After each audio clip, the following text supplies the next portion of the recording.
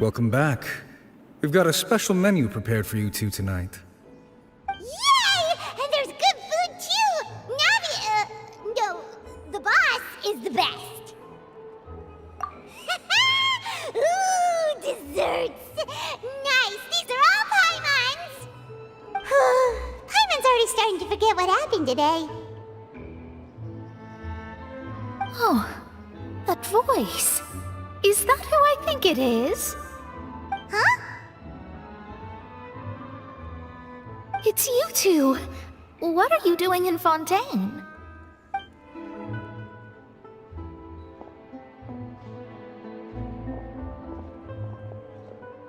Mona?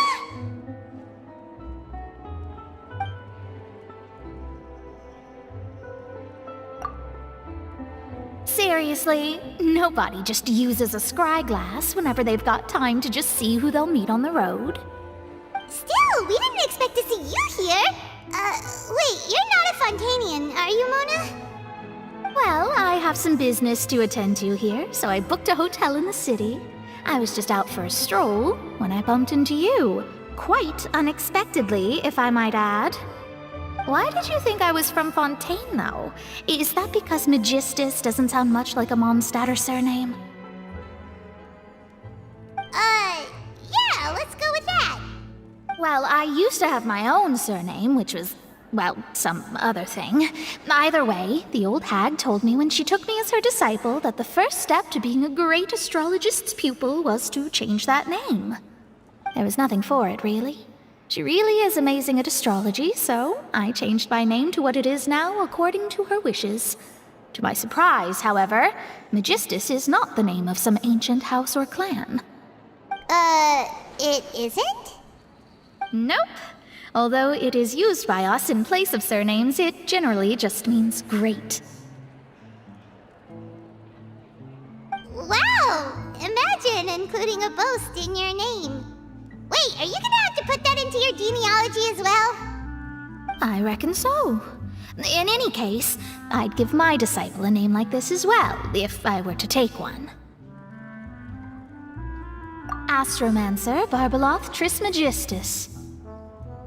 Whoa, that's a long one. Does it also mean great or something? My name means Mona the Great Astrologist. As for the old hag, hers is, in plain speech, the thrice-as-great Scholar of the Stars. Just take it as a title specific to astrologists. Thrice as great? That's so petty. I know, right? That's just how she is. She used to call herself Magistus, actually, but when she took me in, she changed her name to Trismegistus. Talk about excessive. Magistus is thus the calling card of our school, so to speak, which makes it about the same as a surname. It's all right if you don't get it.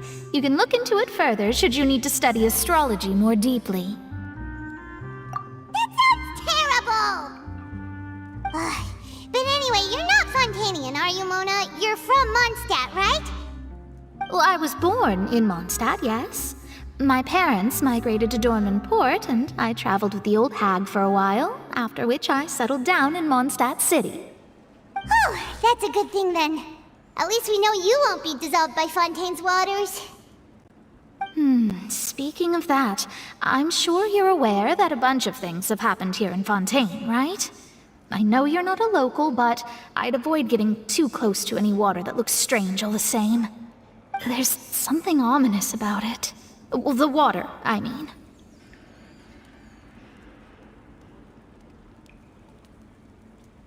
That was the main reason, yes. Just a while back, the Steambird invited me to take part in a panel and speak about the circulation of the prophecy as an astrologist. The invitation was sent quite early on. I don't think anyone expected Fontaine to be in this much trouble. What do you make of that prophecy, Mona? Just tell us what you think as an astrologist. Your word would go a long way to make things more certain and less scary. What I can tell you is that I'm an astrologist, and that this prophecy concerns the fate of Fontaine, even that of all Tevat. Ascertaining this is akin to reading the fortune of the whole world. I'm afraid that this is not something that just anyone can do. If I could do it, you would no longer call me an astrologist, but a visionary. But on the flip side, the prophecy is so huge and powerful that it must surely come from a powerful visionary. Its contents involve the fate of the world. Disregarding it would be a mistake. A visionary? Sounds really powerful and all, but does such a person really exist? Of course. The old hag could do it, and I'd bet there are others amongst those Hexenzirkel colleagues of hers who could do something similar.